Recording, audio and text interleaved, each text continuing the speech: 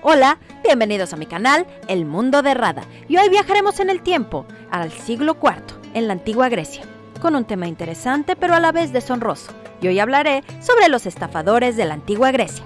¡Comencemos! En los tiempos dorados de la antigua Grecia, Atenas era una gran metrópoli, y en ella habitaba una gran cantidad de personas, desde personas sumamente honorables hasta los denominados kakourgoi, que significa malhechores. Existía una gran cantidad de estafadores en todos los rubros, desde pequeños mercaderes hasta ricos mercaderes. Hasta existía una divinidad menor llamada Ápate, era la personificación del engaño, dolor o fraude, representada como diosa. Era uno de los espíritus que había salido de la caja de Pandora. Ella habitaba en Creta, tenía predilección por los cretenses, ya que era una isla con mucha movilidad y porque se le conocían como famosos estafadores. En la antigua Grecia existía una ley con respecto a las mercancías que se transportaban por mar. Si el barco se hundía, no se tenía la obligación de pagar el cargamento, es decir, era una especie de seguro para los comerciantes. Un prestamista les adelantaba un dinero para la carga y al llegar al puerto tenía que pagarlo con una deuda del 20% agregado aproximadamente, pero si el barco se hundía o los piratas atacaban, la deuda era perdonada. Estos prestamistas tomaban como fiador al barco y a la mercancía en sí.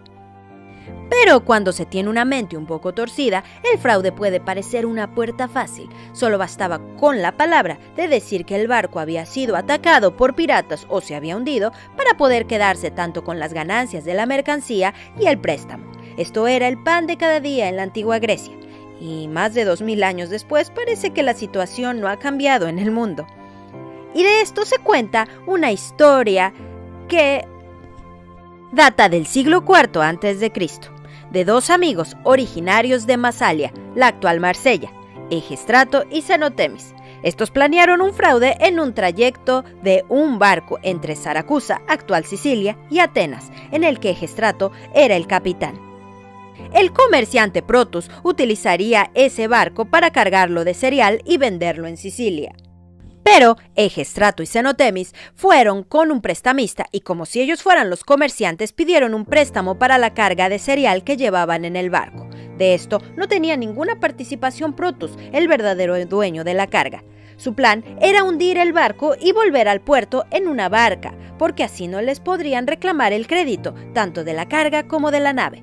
Pero en este caso, el plan salió mal. La tripulación encontró a Egestrato tratando de hacer una vía de agua para hundir el barco.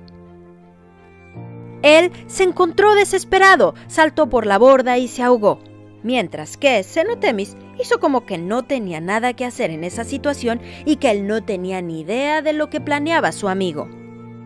Cuando el barco llegó a Atenas, Xenotemis, sin importarle la muerte de su amigo, le reclamó a Protus.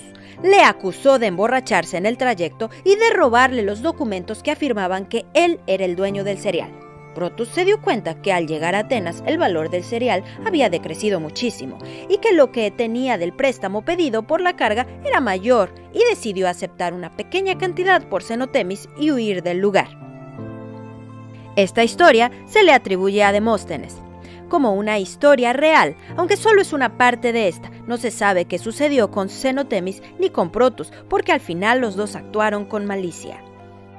Esta historia me recordó a la frase de Rousseau que dice: el hombre nace bueno y la sociedad lo corrompe. Quiere decir que el hombre nace sin una estructura moral de comportamiento, la adquiere conforme vive en sociedad, por lo tanto pierde la pureza a medida que va creciendo. El comportamiento de Protus al principio era el de un comerciante normal, pero al final terminó siendo como los estafadores que querían dañarlo. Muchas veces el ser humano va cambiando su forma de ser y pensar y se deja llevar por la avaricia y el egoísmo. Bueno, y esto ha sido todo por hoy. Espero que lo hayan disfrutado tanto como yo y que también, como siempre lo digo en muchos videos, que aprendamos de la historia. Y bueno, si les ha gustado el video, no olviden darle un me gusta, compartirlo con sus seres queridos y también comentar sus ideas.